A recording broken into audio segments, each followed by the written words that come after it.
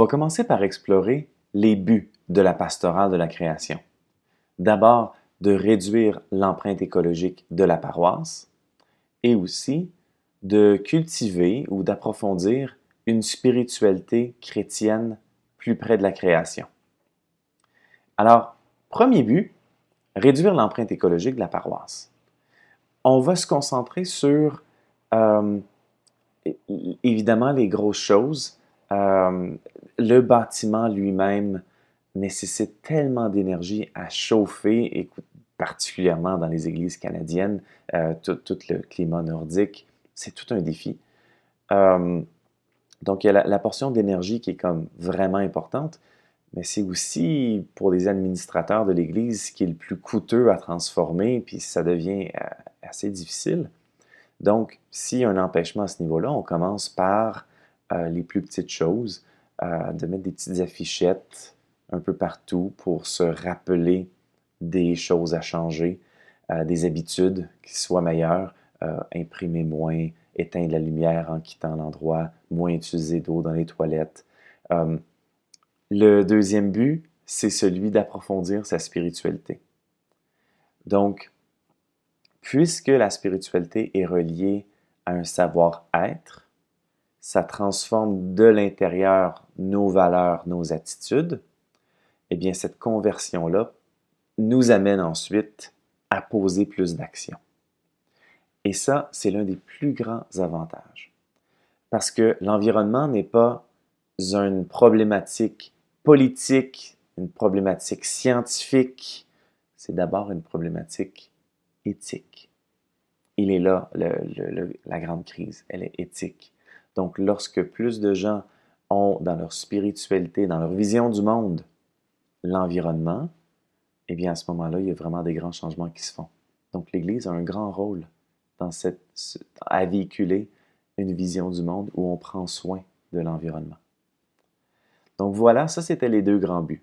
Réduire l'empreinte écologique de la paroisse, et autant le bâtiment lui-même que aussi en modifiant, en inspirant des nouveaux comportements chez les paroissiens, ça fait qu'au-delà des murs, ils modifient leur empreinte écologique eux aussi. Et approfondir sa spiritualité, qui est dans le fond le moteur caché de toutes nos actions. L'autre question qu'on peut se poser, c'est oui, mais on fait ça pour quoi? On fait ça pour qui? D'abord, les personnes vulnérables. Je pense aux personnes qui sont déjà malades, comme des asthmatiques. Évidemment, de vivre dans un endroit où il y a plein de pollution de l'air, ça rend la vie plus difficile. Les personnes âgées ont généralement quand même une moins bonne capacité pulmonaire. Et aussi, toutes les personnes pauvres. Un fait comme ça, dans l'est de la ville de Montréal, c'est là où on retrouve les maisons les plus pauvres, c'est là où on retrouve les logements et des endroits et des gens qui ont vraiment pas la capacité, ni dans leur emploi du temps, ni dans leurs finances, de pouvoir s'engager et prendre des avocats et combattre toute la pollution qu'on retrouve dans l'est de la ville.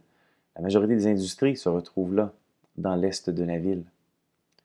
Et, fait intéressant à savoir, en raison des vents dominants qui sont de l'ouest, dans la majorité des endroits en Amérique du Nord, presque dans chaque ville d'Amérique du Nord, on retrouve les quartiers pauvres à l'est et les quartiers riches à l'ouest. Parce que les vents dominants font que l'air est de meilleure qualité à l'ouest, les grosses maisons cossues sont là, le vent souffle, et là, il y a les industries et les maisons les plus pauvres qui sont à l'est. C'est une injustice environnementale, donc on devrait prendre soin de l'environnement, notamment pour les personnes vulnérables. Deuxième catégorie, les générations futures. Ce sont nos enfants, les enfants de nos enfants, les enfants de nos enfants de nos enfants. Il y a un dicton amérindien qui dit qu'il faut penser jusqu'à la 7e génération. Eh bien là, il y en a des défis. Lorsqu'on parle des changements climatiques, notamment, dans un avenir plus ou moins rapproché, ce qui va affecter nos enfants, nos petits-enfants, on parle qu'il y a pratiquement 10% de la population mondiale vivant près des côtes qui sont à moins de 10 mètres d'élévation du niveau de la mer. Donc 10% de la population mondiale qui se trouve à pas plus que 10 mètres. Et là, avec l'augmentation du niveau de la mer, ça fait que plusieurs endroits, d'abord par l'eau qui va envahir et ensuite de ça par l'érosion supplémentaire qui va faire qu'il y a des villes entières qui vont devoir être relocalisées. C'est-à-dire les gens vont être relocalisés. Je ne sais pas ce qu'on va faire des bâtiments, mais les gens vont être relocalisés. 10% de la population mondiale, faites un calcul rapide en ce moment, dans ces temps-ci, ça fait à peu près 800 millions de personnes qui doivent se déplacer. Parfois à l'intérieur de leur propre pays, mais souvent ça déborde sur d'autres pays. Est-ce qu'on est prêt à ouvrir nos frontières? La dernière catégorie, c'est celle des espèces en péril. Je fais référence en fait à la 6e grande extinction sur Terre.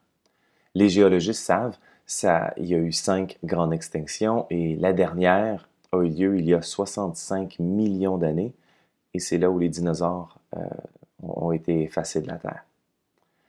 Donc, on est dans la 6e grande extinction. Il y a un rythme d'extinction des espèces qui est de 100 à 1000 fois supérieur au taux naturel que disparaissent les espèces. On est encore en train de faire des études pour approfondir ça, mais clairement, c'est quelque chose qui n'est pas normal. Il faut prendre conscience, pour le dire comme François d'Assise, de nos frères et sœurs dans la création. Et tout est relié. Donc, lorsqu'on commence à toujours détruire les habitats, lorsqu'on envoie de la pollution, ce qui les tue ou les rend malades, change leur dynamique, eh bien, on a des impacts sur d'autres espèces également.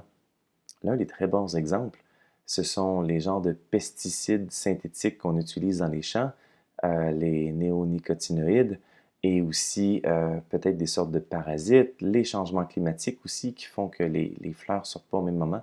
Ça a eu un immense impact. Plein de facteurs en même temps ont eu un grand impact sur les populations d'abeilles. Les populations d'abeilles ont chuté tout d'un coup, et là, oh, il y a toutes sortes de champs qui sont pollinisés par des pollinisateurs, mais particulièrement par des abeilles, qui, elles, sont en train de disparaître. C'est tellement grave qu'à certains endroits en Chine, ça devenait impossible d'avoir accès à des abeilles, donc on a engagé des gens avec des petits pinceaux pour pouvoir polliniser chacune des fleurs dans les champs, afin d'avoir une récolte. Donc, c'est un vrai problème. Et voilà la 3e catégorie. Qui doit-on prendre soin? Les personnes vulnérables, les générations futures et les espèces en péril. Et avec tout ça, je pense que notre cœur de chrétien sera très grand et puis on pourra dire qu'on a apporté une bonne nouvelle aux gens autour de nous.